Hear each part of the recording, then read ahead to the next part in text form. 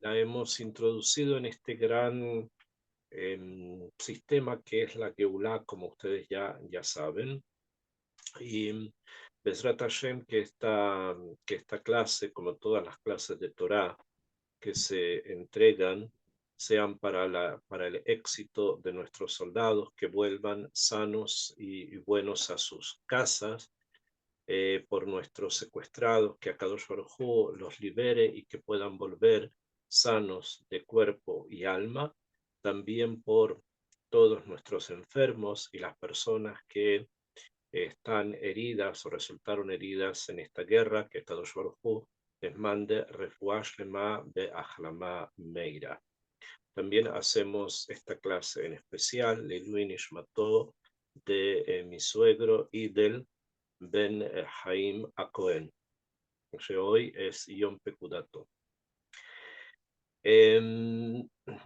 La, la parashá de esta semana es la parashá de Tzav. Comienza precisamente con esta, se llama así, porque en el segundo pasuk se hace un mandato. Tzab significa mandar, manda. Y comienza la parashá con las siguientes palabras. Dice, Vaidaber Hashem el Moshe lemor. Habló Hashem con Moshe y le dijo lo siguiente. Tzav et Aharon be'et vanav lemor, zot Torat ha'olah y ha'olah al mokda al hamizbeach kol halayla ad aboker esh hamizbeach tukatbo. Dice, esta es, manda a Aarón y a sus hijos, diciendo, esta es la ley del Korban Olá. El Korban Olá es el Korban que se trae que se quema en forma completa, se llama Korban Olá, es con lo que llamamos normalmente un holocausto, que se quema sobre la Mokdá, que es el fuego que está sobre el Mizbeach. Tiene que estar allí esto encendido con la Laila Adboker, Besha Mizbeach Tukatbo, y el fuego del Mizbeach está encendido en él. Así comienza la parashá. Esta es una parashá del Tzav, que continúa con las mismas ideas de la parashá anterior de Vaikra, donde se había comenzado ya a tratar todo el tema de los korbanot.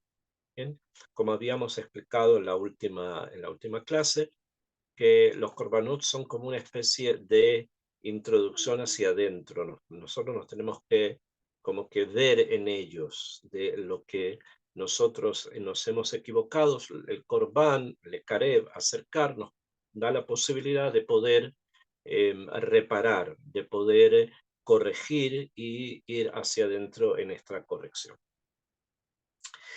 Akshav, en esta parashá, y la anterior también, que obviamente, que ni las que vienen también, hay un comentario que es un comentario que la mayoría de las personas conocen. ¿Bien?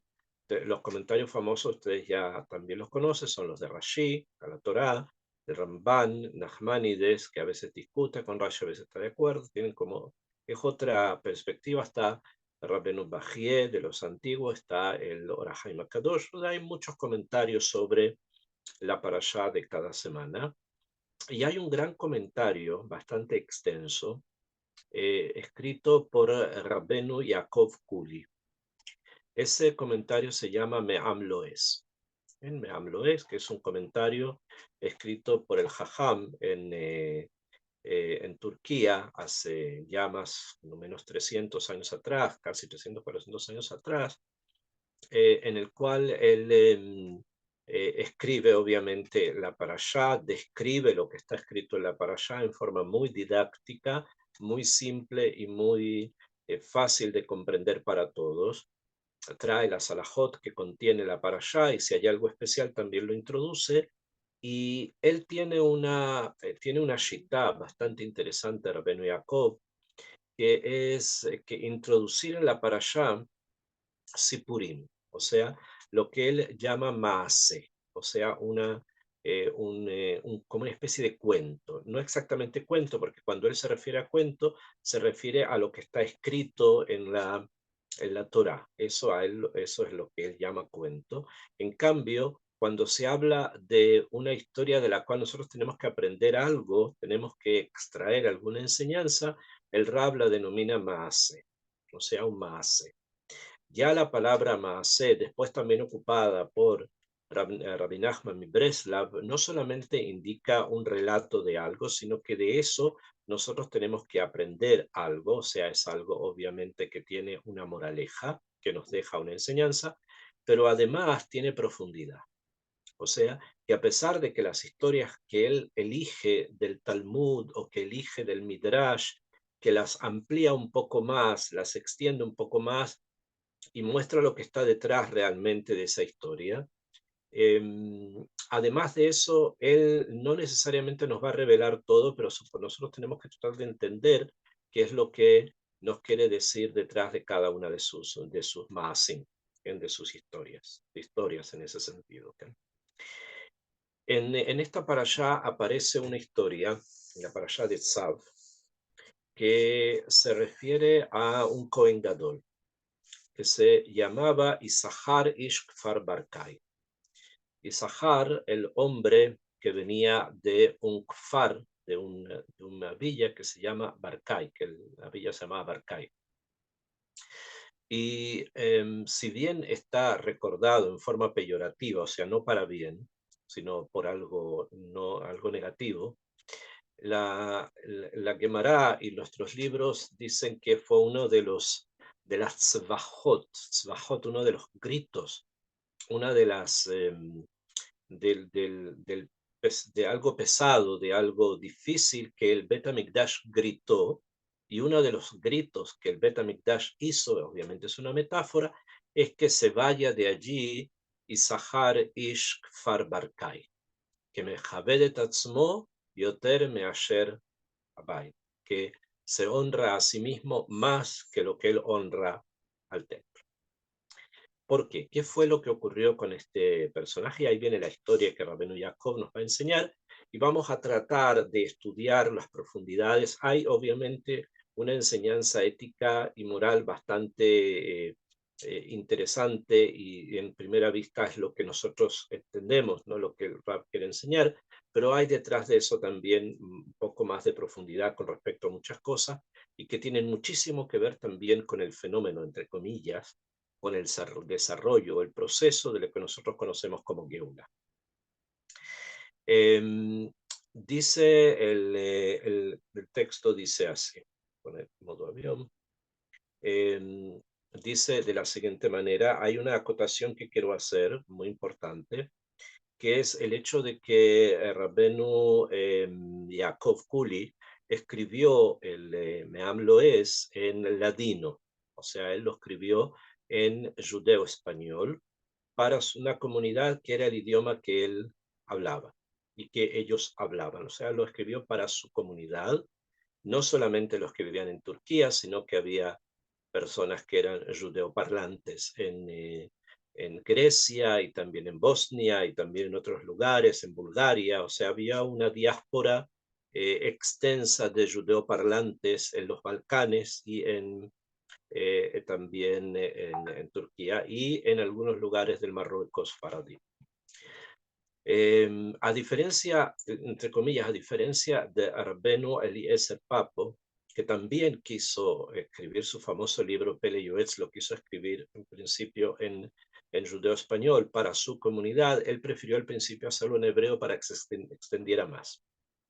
Después su hijo, Rabbeinu Yehudá Papo, lo escribe finalmente en judeo español para que la comunidad de ellos también lo comprendieran.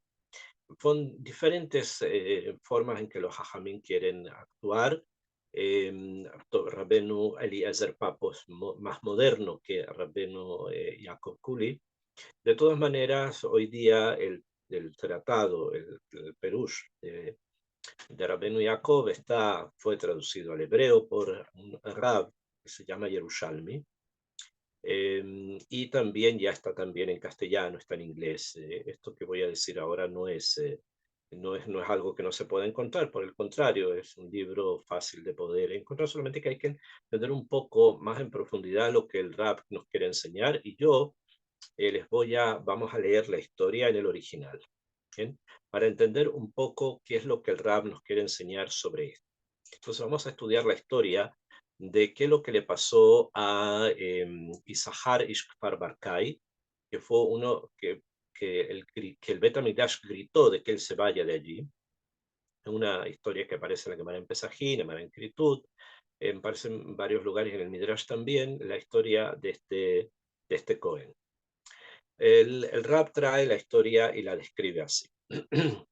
Dice así: así aliamos Maaseh en un Cohen Gadol que se llamaba Issachar Ish Kfar Barkai. O sea, vamos a hablar sobre él, que cuando quería hacer abodá, o sea, que cuando él quería hacer la abodá en el templo, o sea, que él es Cohen, pero además no solo Cohen, era Cohen Gadol, cuando él quería hacer la abodá en el templo, en el Bet HaMikdash se envolvía la mano con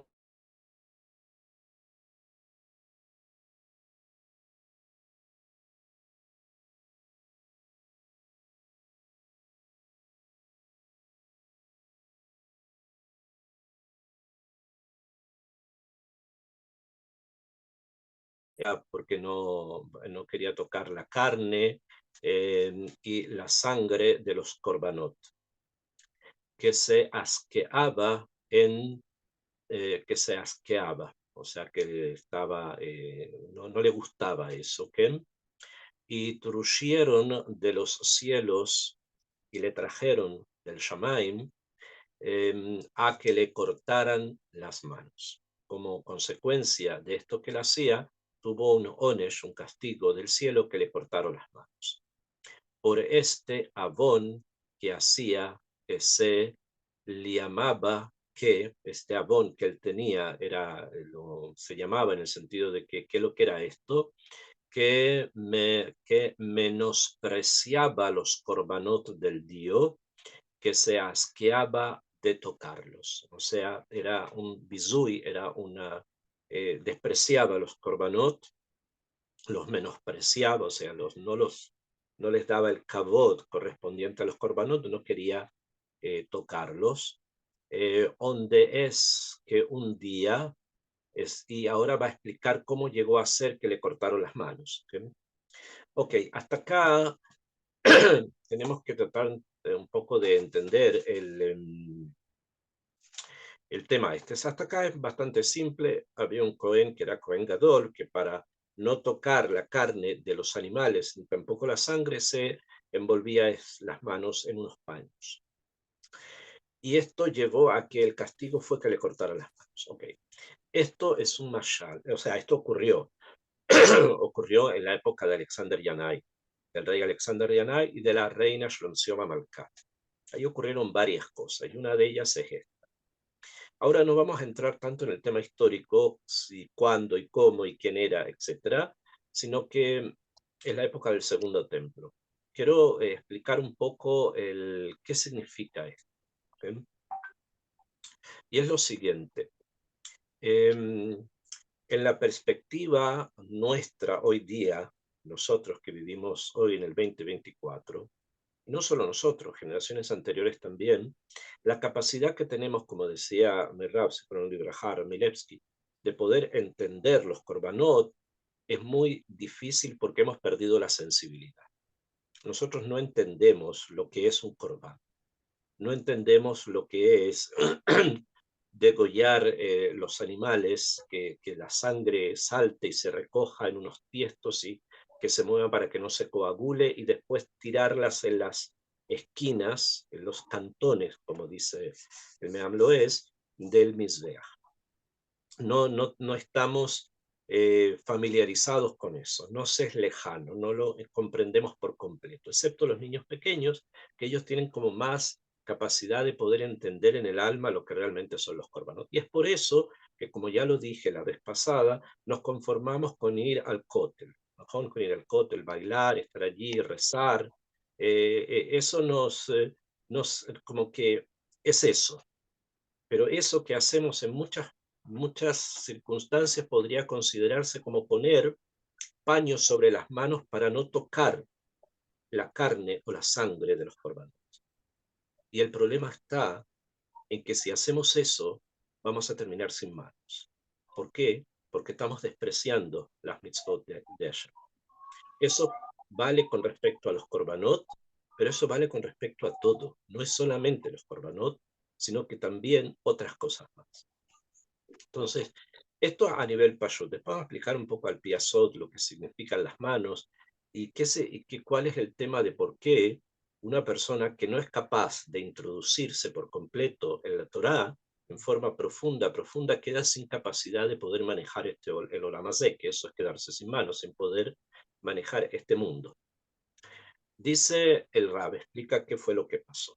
Dice, donde es que un día, pasó una vez, estaban sentados el rey y la reina del reinado de Bet Hashmonaim, platicando. Estaba el rey y la reina en la época del reinado de los Bet Hashmonaim. Ya habían pasado dos generaciones y estaba gobernando en ese momento Alexander Yanai.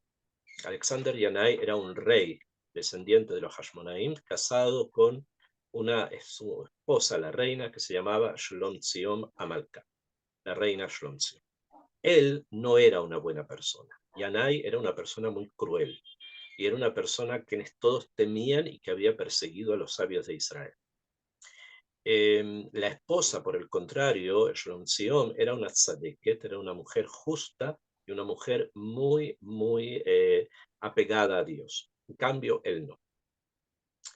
Simplemente estoy hablando, hay que entrar a muchos detalles, pero por lo menos la historia nos cuenta. Entonces estaban ambos platicando, el rey y la reina, y la plática giró sobre lo siguiente. Dice que cuál era más sabroso, qué era más, qué carne es más sabrosa en el comer, o sea, para comer del cabrito a del carnero. O sea, ¿qué carne es más sabrosa a comer? ¿Cabrito o carnero? O sea, un cabrito, o sea, un chivito, o un carnero, o sea, una oveja, o el carnero. ¿Qué carne es más sabrosa? Que el rey decía que el cabrito es mejor. El rey decía que el cabrito es mejor. O sea, que comer chivito, era mucho mejor que el carnero. ¿Okay? Y la reina decía que el carnero es mejor, En cambio, la reina decía que el carnero es mejor que el cabrito. Es la discusión entre ambos, ¿ok? Entonces, ¿qué ocurrió? ¿Qué pasó? Porque estaban en una discusión sobre algo que es Metziut, la realidad, entonces hay que tratar de entender. A nivel Pashut, esta es una historia que ocurrió tal como la estamos relatando. Sin embargo, está detrás de esto algo bastante más amok, ¿bien? Que es lo siguiente. El cabrito, tal cual como está traído acá, el cabrito representa generalmente a los korbanot que se traen una vez al año, como por ejemplo el Korban Pesach. En cambio, el carnero es un corbán que se trae todos los días. Esto quiere decir que el rey suponía que era mejor la carne que se traía una vez al año, pero no está hablando realmente de la carne, sino del hecho de que el Bet HaMikdash es un lugar para ir a festejar algo de vez en cuando. O sea, la casa de Dios es como de vez en cuando, nada más. O sea, para Pesaj vamos, que hay muchas personas en el mundo que suelen ir al Bet Knesset para Rosh Hashanah, para Yom Kippur, pero no asistimos todos los días. ¿Ven? Bueno, eso es lo que el rey quiere decir. En cambio, la reina, que era una tzadeket, ella hablaba del carnero, porque el carnero es lo que se trae de Corbán todos los días. Entonces giraba la discusión sobre si el Bet HaMikdash es algo diario, o sea, la conexión con Akadosh Baruj Hu tiene que ser algo constante o simplemente de fiesta en fiesta, de Shabbat en Shabbat, de comida en comida. Acabamos de salir de Purim Beseder, en Purim celebramos, terminamos Purim, seguimos con nuestra vida normal, le dijo el rey, o sea, en Purim está bien, pero todos los días, todo el tiempo, la reina dijo sí, todos los días, todo el tiempo. Estamos hablando a nivel Pashut, la explicación de la historia. Entonces, ¿qué pasó? Decidieron, demandemos, entonces ellos dijeron, demandemos a Isahar.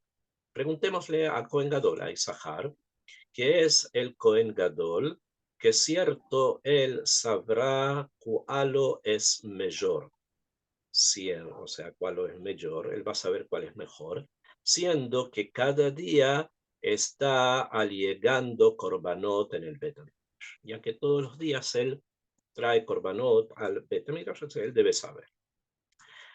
Lo trajeron a Isahar y le demandaron que les dijera cuál era mejor.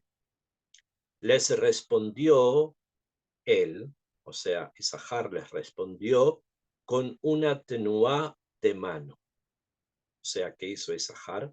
Él era muy especial por poner esos nombres y les respondió con un movimiento de la mano. O sea, en forma parsimoniosa, movió la mano de una manera que al rey no le gustó. Estoy hablando en forma simple todavía, ¿ok? Diciendo, y les dijo, pues que esto, si demanda por demanda, o sea, si esta es la pregunta que ustedes tienen, que es cierto, el carnero, dijo Isahar, el carnero es mejor donde vemos, porque él dice que el carnero es mejor, donde vemos que el Dios no encomendó que alleguemos cada día por Corban Tamid cabrito. Todos los días por el Corban Tamid no se acercan chivos, no se acerca un chivito, un cabrito, sino carnero. Lo que se trae son carneros. Que si era el cabrito mejor, porque si el cabrito hubiese sido mejor, o sea, mandaba a Hashem que alleguemos cabrito, que presentemos un cabrito y no un carnero. Pero la verdad es que todos los días presentamos carneros, sino cabritos. O sea, ovejas se refiere a las ovejas y no a los chivitos, chivo pequeño. Eso fue la respuesta que él dio, según soy gallona. Realmente podemos decir que sí, o sea, de alguna manera estaba en el kibún de lo que la reina pensaba, ¿no? Que Abodat Hashem es algo constante, Korban Tamid, un acercarse constantemente, todos los días. Se arrabió el rey, y el rey se enojó mucho.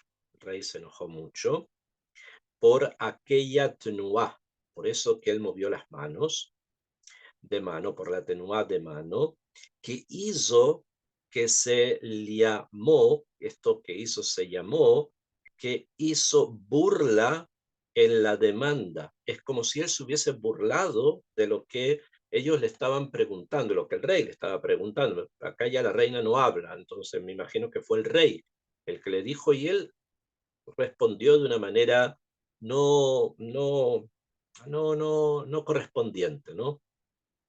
Que le demandó, de la demanda que le demandó, y le dijo, no abasta. Entonces el rey se enojó y le dijo, no abasta, no es suficiente que no otorgaste con mí, que no estuviste de acuerdo con lo que yo pensaba que era el cabrito mejor, el cabrito era mejor, que si llama, esto se llama, que me derrocaste mis palabras, que me tiraste lo que yo pensaba, mis palabras, las derrocaste, las tiraste, que no solamente esto, dijo, sino también que me amostras esta tenuá de mano, que me estás mostrando esta forma de mover las manos como quien hace burla en la demanda, como que la persona que se está burlando de lo que yo pregunté.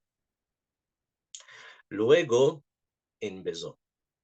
Dijo inmediatamente, entendió el rey, que luego empezó el rey, o sea, dijo que entendió que esto era, que se burló de él, no solamente porque no estuvo de acuerdo con lo que él pensaba, sino que además movió las manos de esta forma tan extraña. El rey entonces, ¿qué hizo? Que le cortaron la mano derecha. Mandó que le cortaran la mano derecha. A él, a Isahar. le llamaron a cortar la mano derecha y lo llevaron a cortar la mano derecha, pero le dio shohad a él que le iba a cortar la mano. Sin embargo, Isahar, que era el Cohen Gadol, tenía dinero, le dio shohat, o sea, le dio soborno a una que le iba a cortar la mano derecha, que no le cortara la derecha y le cortara la izquierda. Que le dijo, bueno, te voy a pagar para que no me cortes la mano derecha porque con ella yo me manejo en este mundo, córtame la mano izquierda. ¿Bien? O sea, le pidió que le cortara la mano izquierda. Cuando le halló el rey, pero sin embargo, cuando el rey supo que le cortaron la izquierda, cuando él había mandado cortar a la derecha, le cortaron la izquierda por shohat pagando, en lugar de la derecha, le hizo cortar también la derecha. También le cortó la mano derecha y así Sahar le cortó las dos manos. Y se quedó sin las dos manos. Y decía un jajam que su nombre, y dijo un jajam, una persona, después del que fue el Maase, un jajam, que su nombre es Rabbi Yosef.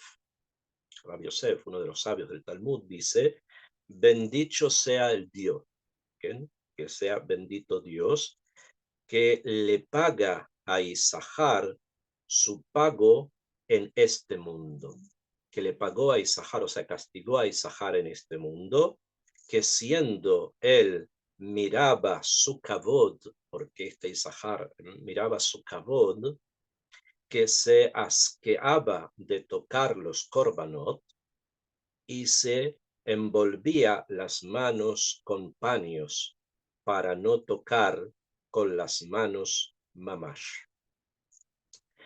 Y se le llama que menospreciaba los korbanot del Dios. Le pagó el Dios midá, que neged midá, Hashem le pagó exactamente igual que le vinieran a cortar las manos. Y finalmente le cortaron las manos. Esta es la historia. Ahí vamos a aprender un musar de esto también. O sea, vamos a aprender de esto una regla a nivel ético. Más adelante se va a traer. Sin embargo, quiero explicar un poco el tema, por lo menos hasta este punto. ¿Qué es lo que significa esto? ¿Okay? Habíamos hablado que cuando una persona no se introduce por completo en las mitzvot de Hashem, por cualquier motivo, acá estamos hablando de una muy específico y de una persona que hacía esto. Nosotros podemos pensar, pero bueno, ya Joliot, que el asco que le provocaba tocar la sangre y tocar la carne, a lo mejor era algo que no podía controlar. Bueno, si es así, entonces tendría que haber renunciado a ser Kohen Gadol y que otra persona que lo pudiera hacer, pero que él quería el kavod. Entonces, eso es lo nefasto en este Isahar, que buscaba kavod. ¿Bien? Y el kavod en el servicio a Hashem va por el servicio a Hashem. No es una cosa agregada. El kavod que se le da al gran Rav, por ejemplo, de una comunidad, a una persona que sabe, es por la Torá que tiene allí. No se busca el kavod por el kavod, sino es simplemente una forma en que la comunidad, el pueblo, respeta a aquellas personas que saben o que hacen mitzvot. No se busca el kavod, no es una sociedad gentil en la cual estamos buscando el respeto y el honor por el respeto y el honor y por lo bien que las personas pueden sentirse de que alguien los respete. Entonces, eso es a nivel musarí y lo vamos a ver también un poco más. Sin embargo, hay acá, como les dije, algo un poquitito más profundo también. Además del tema estético, de que no hay que dejarse llevar por el kabod, y si el kabod está es simplemente por la Torah que está, y nada más, ¿bien? Hay una situación que es muy profunda y que está construida con, con pensamientos que son negativos y que no son los pensamientos de la Torah. Y uno de ellos es que justamente en el proceso de la Geulah, que nosotros estamos hablando, una de las cosas importantes que debe estar presente es precisamente el Bet HaMikdash y sus servicios. Y cuando los servicios en el templo, los servicios en el Bet HaMikdash se se pierde con ellos la conexión y se ven con cosas muy lejanas, como dije, sin sensibilidad, entonces es como habernos puesto, como dije, estos paños en las manos y que finalmente pueden terminar de forma bastante negativa, ¿no? Otra cosa es que esto ocurre, esta historia ocurre en la época de Alexander Yanai y de su mujer Shlomzioma Malkai, la discusión que ellos tienen, que es una discusión un poco más profunda, con respecto a si el templo es algo simplemente ritual, o sea, hay un rito que se realiza ahí, entonces cada vez que se hace es interesante, pero no es algo que nos acompañe día a día. Y esto precisamente es lo que simboliza el punto más profundo de la discusión de ellos y el hecho que quieren que la respuesta la traiga Isahar Ishkfar Barkai. Porque él también, este Cohen, tomaba su trabajo, el trabajo de Cohen Gadol en el Bet HaMikdash, como algo netamente ritual. O sea, como hay que hacer algo, no entiendo mucho, probablemente decía por qué o cuál es el motivo de esto, probablemente lo había estudiado, pero a nivel intelectual, pero lo llama Fnim, no internalizaba la emuná en el corazón. O sea, no estaba la mitzvah que simplemente la hacía y trataba de hacerla de la manera que a él le resultase más cómodo, como esto de ponerse los paños en la mano, porque simplemente no estaba conectado realmente con la mitzvah. Y eso ocurre mucho también en nuestros días, cuando hay una conexión con la mitzvah a nivel de rito. O sea, tengo que levantarme las mañanas, ponerme tefilim, tengo que cumplir las velas, por ejemplo, las velas de Shabbat, hay que encenderlas, y bueno, se van y se encienden, pero no hay una meditación interna sobre lo que eso significa. Lo que significa, por ejemplo, la luz de Shabbat y las situaciones de meditación interna que despiertan y que abren. O la mitzvah del kashrut, por ejemplo. Todos conocemos, hay que ir, separar, tener cubiertos para el de leche, tener cubiertos de carne, comprar eksherim, y vemos todo eso como algo necesario de hacer. Pero si vamos a preguntarnos a nosotros mismos el por qué, fuera de decir que Hashem así lo mandó, no creo que lleguemos más allá. ¿Por qué? Porque falta una compenetración al fondo de la mitzvah, a lo que realmente significa la emuná y lo que significa la carne, lo que significa todo lo que tiene que ver con el homer, lo que significa la leche, que es todo lo que tiene que ver con el espíritu, y que ambas cosas en ciertos momentos no deben estar mezcladas, sino que deben separarse para que nuestra actitud y nuestra forma de actuar en la materia sea distinta a la forma de actuar en el espíritu en ciertas circunstancias. Estas circunstancias son comer, o sea, absorber energías, etcétera, etcétera. O el tema de las luces, ya dije, las luces de Shabbat, que son la forma de iluminar el alma. No solamente se ilumina una casa, sino las velas, es una luz que ingresa dentro del alma de la persona y brilla ahí. Las velas de Shabbat se van a apagar en algún momento. Esa luz que se hizo en el momento que se encendió se mantiene prendida todo Shabbat. Y si realmente ha habido una profundidad en la emuná, va a brillar toda la semana. ¿Bien? En forma mística, o sea, no en forma material, sino a nivel místico, a nivel profundo y espiritual. Y así, cada una de las cosas de nuestra Torá, el estudio de Torá que estamos haciendo ahora, por ejemplo, es obviamente intelectual, estamos trayendo ideas, estoy leyendo una historia, la estamos comentando, pero no es algo que simplemente en el momento en que diga acá que nos desconectamos y se acabó, no, la Torá es una energía que permanece en el mundo, es una energía que en el mundo está cada vez que se habla de Torá, esa energía está presente en el mundo.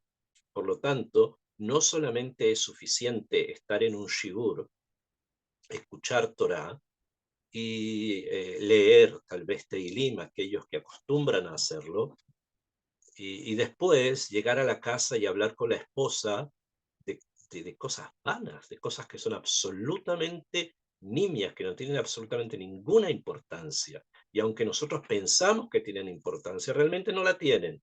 ¿bien? O sea, hay que decir las cosas cuando estas son. Nosotros pensamos que arreglar una, no sé, una lamparita que se quemó o hacer alguna cosa acá o limpiar una cosa acá, eso es una cosa que es muy importante, pero realmente no lo es. Lo importante es la Torá que se estudió. Lo importante es que si se leyó un pasuk de Teilim, eso que ingrese en la persona y que necesite decirlo y comentarlo y hablarlo con el esposo, con la esposa, con los hijos. Mira, acabo de leer en Teilim que David dice esto, y esto me pareció a mí que significa esto. ¿Qué opinas tú? ¿Será esto? ¿No lo será? Los que estamos hablando ahora del Cohen Gadol, un Cohen Gadol que estaba completamente desconectado de la Torá y de las mitzvot. ¿Cómo puede ser posible? Estamos hablando de una época hace muchísimos, casi 2000 años atrás. ¿Qué nos queda a nosotros entonces? ¿Bien? Eso es Torah. La Torah tiene que ser algo vivo. Nos levantamos en la mañana, modean y lefaneja, y todo el día libre Torah. Cada cosa puede ser percibida desde el punto de vista de la Torah, pero para eso necesitamos olvidar nuestras pequeñeces. Lamentablemente todos lo hacemos, nos ponemos paños sobre las manos, sobre los ojos, sobre los oídos, sobre la boca, y cada vez que nos acercamos a la mitzvah, cualquiera, lo hacemos con, como dice acá, eh, a veces con asco, lo haré. ¿Ven? Entonces hay que ser muy precavido de todo eso, porque ese es el defecto del DOR, es el defecto de la generación, que no hay una emuná completa y total. Cada vez que tomamos el autobús y nos sentamos en el autobús, no tenemos que poner la mente en blanco, ni ver a la gente qué es lo que hace o cómo lo hace. Hay personas que se suben a un autobús y empiezan a mirar a los demás. ¿Qué harán? ¿Se levantarán? ¿Se sentarán? ¿O no? No. Pensar en la Torah que estudié hoy día, o en la Torah que voy a estudiar mañana, o en la Torah que estudié hace un mes atrás. Pensar en esas ideas constantemente hasta que tomen la mente. Y si alguien viene y te pregunta cualquier cosa, te dice buenos días, la respuesta va a tener que ser, en la parashá de la semana está escrito esto. Esa tiene que ser la actitud, porque si no, entre nosotros y Isahar no hay demasiada diferencia. Entonces, dice Rabbi Yosef bendicho, incluso dice bendito el Dios que le pagó en este mundo lo que él había hecho, porque Hashem siempre paga midá que neget midá. La historia termina allí, como dije. Eh, es interesante entender también que ocurrió en una época complicada. ¿Bien? ¿Por qué? Porque si vamos a decir, bueno, el Sahara es una persona completamente desconectada de la Torah de las mitzvot, como muchos de nosotros, ¿bien? Y que la forma de cumplirla será un ritual nada más, y eh, está muy conectado con lo que el rey mismo le dice: mira, tú no asentaste con lo que yo opinaba, que el cabrito es mejor que el carnero, y no solo eso, sino que moviste las manos. O sea, era eran personas de un nivel no del mejor, o sea, no era el trigo más limpio.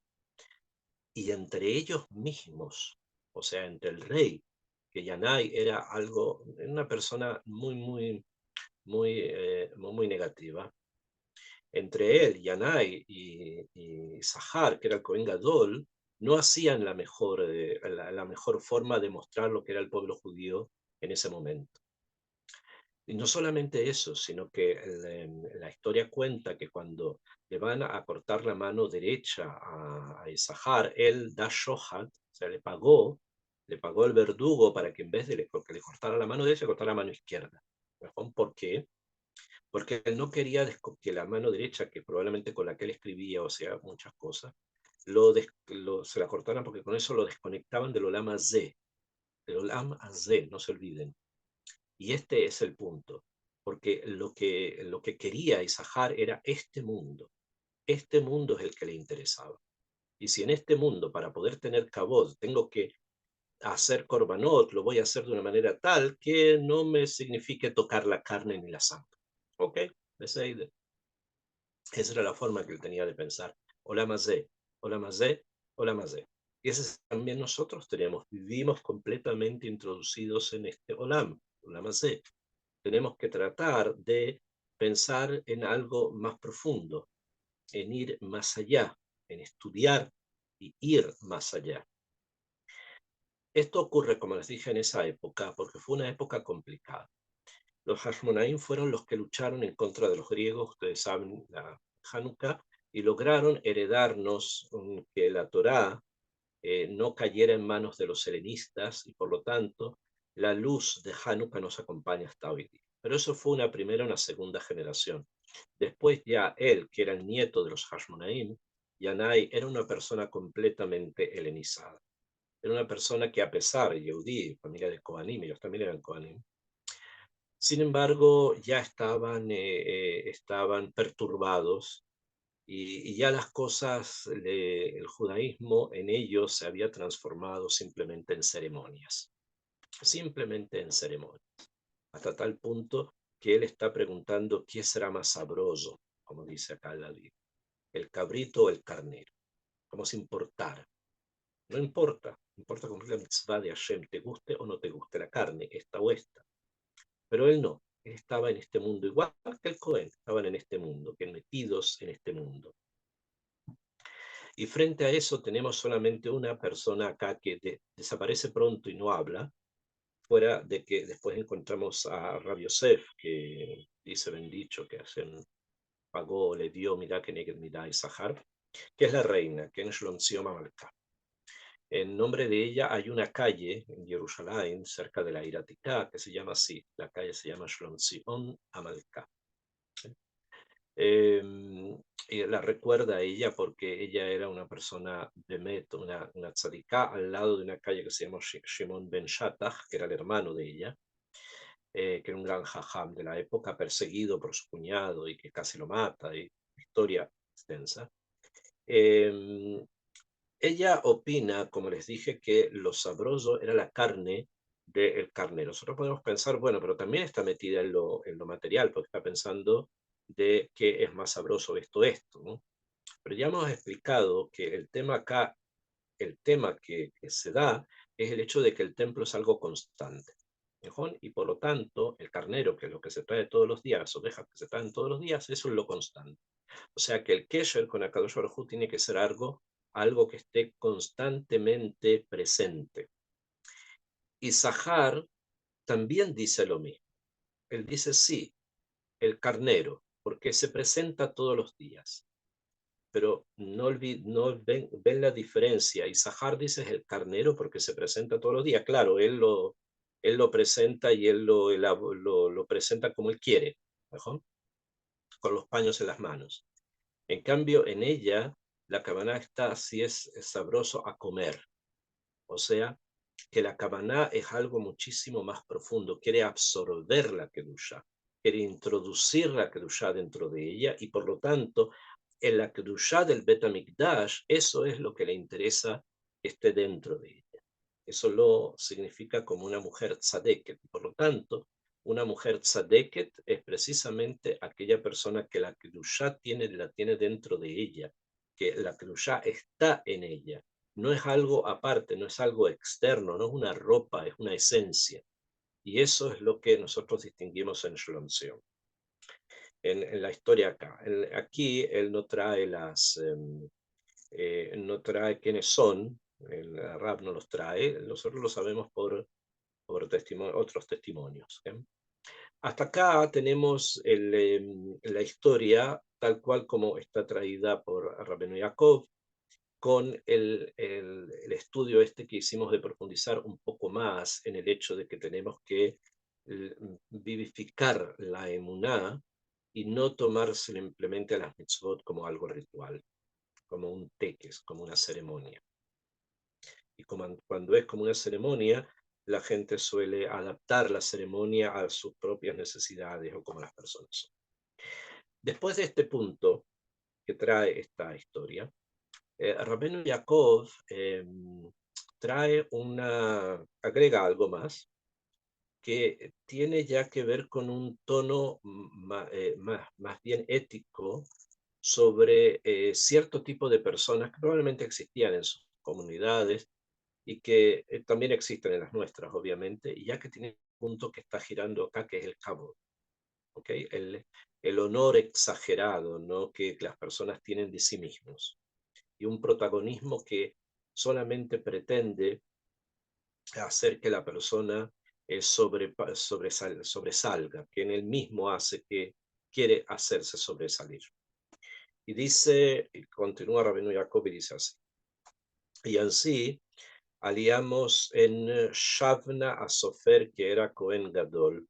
Lo mismo, una historia un poco parecida, no exactamente igual, no es el mismo tema.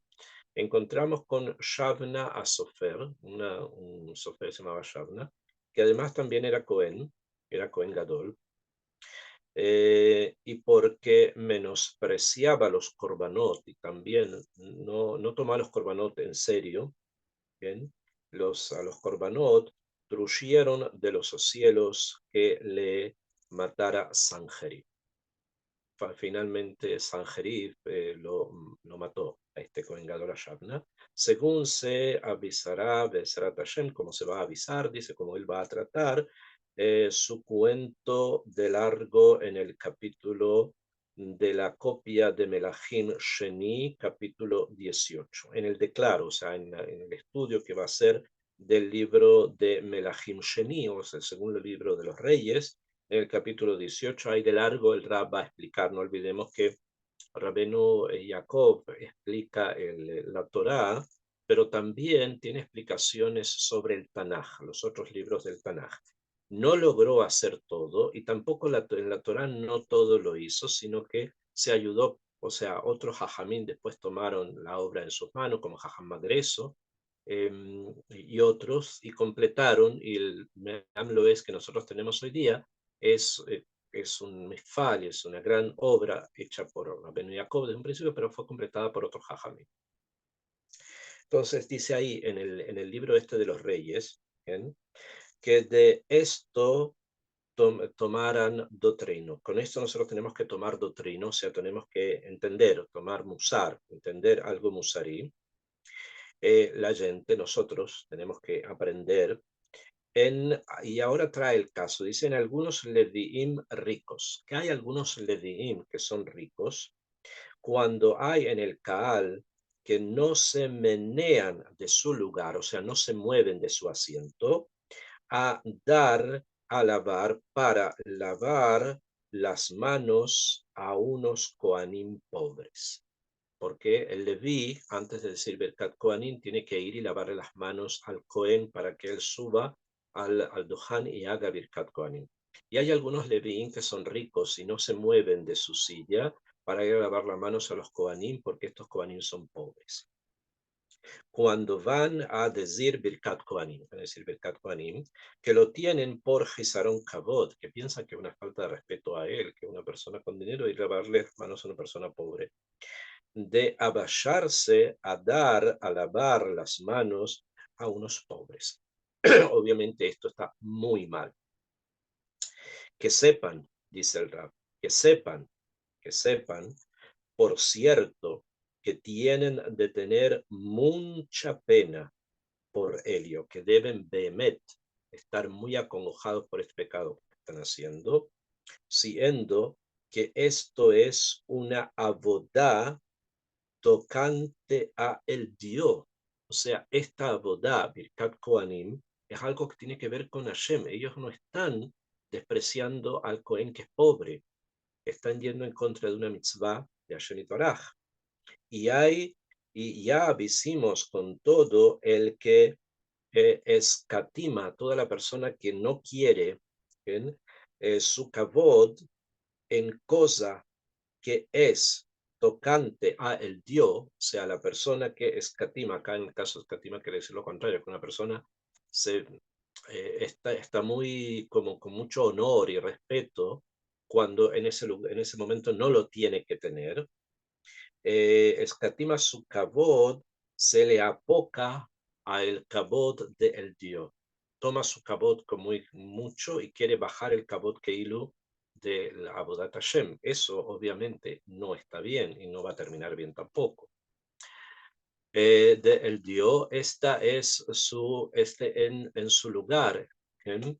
Y si es que es el Leví, Talmid Jajam. Ahora traen el caso, por ejemplo, ¿qué pasa si el Leví es Talmid Jajam y el Cohen es un Amaretz, y el Cohen es Amaretz? O sea, el Leví es un sabio de la Torá, en cambio el Cohen, a quien tiene que lavarle las manos, es un Cohen Amaretz. Ya hicimos sus dinim en el declaro de la parashá de Kitizá, capítulo 2, según tiene de ser. Ahí explica el Rab todos los dinim que tienen que ver con esa situación. Pero no es la situación que el Rab quiere traernos ahora. Ahora nos quiere traer la situación del kabod que una persona rica tiene por el hecho de ser rico, y el mejor vestido, el mejor alimentado, y mejor muchas cosas, ¿sí? Frente al Cohen, que es un Cohen pobre. Y en este caso dice, no podemos caer en eso, porque tiene que tener mucha pena. Dice que tiene que tener mucha pena, dice, como él mismo dice, que sepan, no que sepan, por cierto, que tienen de tener mucha pena. O sea, deben realmente sentirlo como algo muy, pero muy pesado, esto que han hecho, de no querer lavar las manos, de no moverse, que quiero que vaya otro, ¿no? De no moverse de su asiento para ir a lavar las manos a los Kohanim, que son pobres. Entonces, este es el estudio, ya es un estudio musarí que el Rab trae, que está relacionado con el Kabod. Él habla acá de Isahar, el Cohen Gadol, lo conectó con Shavna, el Cohen Gadol de la época de los reyes, que Sanjerib lo mató, eh, y, y, quiere conectar esto con respecto a que hay personas que se consideran a sí mismos con un cabod y un protagonismo que muchas veces es exagerado. Y esto es lo que vemos, estamos hablando en forma simple, más en profundidad ya explicamos que hay una falta de conexión con las mitzvot y que las personas simplemente han caído en cosas rituales, o sea, en ceremonias, y no hay una valorización interna de lo que realmente es la Torah. Y una de las cosas que causa precisamente este ritualismo o este caer simplemente en ceremonias es precisamente el hecho de que la persona termina valorándose a sí mismo con un cabo de exagerado. Podemos entender, por ejemplo, todas aquellas personas que se han alejado de la Torah por completo, que no cumplen ya ni siquiera las cosas materiales, ya ni siquiera llegan a las ceremonias, pero por ejemplo estudian Torah, ¿sí? Profesores de esto, lo otro, y les es muy, con un gran cabod, con un respeto muy grande que los llamen profesor de Mishnah, profesor de Tanaj, profesor de Talmud. ¿Eh? As, y esto obviamente es consecuencia de lo que hemos hablado, de ese excesivo cabod y de no introducirse al estudio y al cumplimiento de las mitzvot a nivel profundo, no solamente a nivel técnico, sino a nivel muchísimo más esencial. La historia se centró, como dijimos, en Isahar, y quiero que esto quede muy claro y que lo puedan pensar, lo puedan meditar también y hablar de esto, que es, la Torah tiene que ser para que se comunique las sinergias que están en el mundo ahora, justamente en este tema. ¿Por qué las manos? El último punto que quería tocar, que es el siguiente. Las manos se llaman askaniot, que las manos se llaman askaniot en la Torah, y por lo tanto en la mañana nos lavamos las manos, porque las manos están tocando constantemente todo, lo que es puro, lo que es impuro, todo lo toca. Entonces se refiere a eso de que las manos son la forma que tenemos nosotros de comunicarnos con el Olam Hazé. El mundo este, la realidad este que nos rodea, nosotros la vivimos, la utilizamos, la disfrutamos precisamente a través de nuestras manos. Con eso podemos coger cosas, podemos entregar, podemos hacer muchas cosas y son nuestros elementos a través de los cuales nosotros nos conectamos con este Olam. A nivel energético, la persona se conecta con el Olam obviamente a nivel de ideas, ¿eh? O sea, son las energías que producen las ideas las que hacen que una persona pueda conectarse con el Olam Hazé de diferentes formas. Sin embargo, a nivel práctico, a nivel técnico, la conexión se da a través de las manos, a través de la forma en que yo toco o que yo me conecto con el Olam Hazé. En hebreo, la palabra mano, yad, tiene por gematria 14. Yad es 14, que son la cantidad de falanges que tenemos en la mano. Junto con otra mano serían otras 14. Yud Dalet y Yud Dalet forman en hebreo la palabra Yadid. Yud Dalet, Yadid, que significa amigo. Normalmente también la amistad, que es una forma de comunicar energía que va de una persona a otra, se da precisamente a través de el tocar las manos, el ponerlas juntas. Eso hace que las energías de uno transiten a las energías del otro. Ahora, además, la palabra yadid se llama o se considera, es considerada dentro de la Torah como un epíteto, o sea, como una forma de dirigirse a Shemit Baraj, que se lo llama Yedid Nefesh, o sea, el amigo del alma. En Yedid Nefesh, Ab Arrahamam, como escribió uno de los grandes alumnos de Rabbeinu Arizal en un shir, en una canción que él tiene. Entonces, tenemos que entender que el lo aleno, quedarse sin las manos, significa como ser apartado por completo del Olam Hazé, que eso fue lo que le pasó a Isahar. Se quedó por completo apartado de este Olam Hazé en el momento que ya no tuvo manos, porque eso es lo que él pensaba. Él entendía que la relación con el Olam Hazé pasa por las manos, eso es lógico, ¿no? Pero hay que entender acá una cosa un poco más profunda. No estamos hablando de las manos físicas, sino que estamos hablando de algo muchísimo más amok, muchísimo más profundo, que es la energía que se comunica a través de las manos. Cuando una persona saluda a otra, no es solamente algo físico, los 14 que están acá, que se van a comunicar con los otros 14, sino que hay una energía que trasciende, que pasa de una persona a otra, en la medida que la primera persona está elevada en conocimiento de Torah, en cumplimiento de mitzvot, en energías positivas con respecto a él y al mundo, entonces eso se comunica a la otra persona.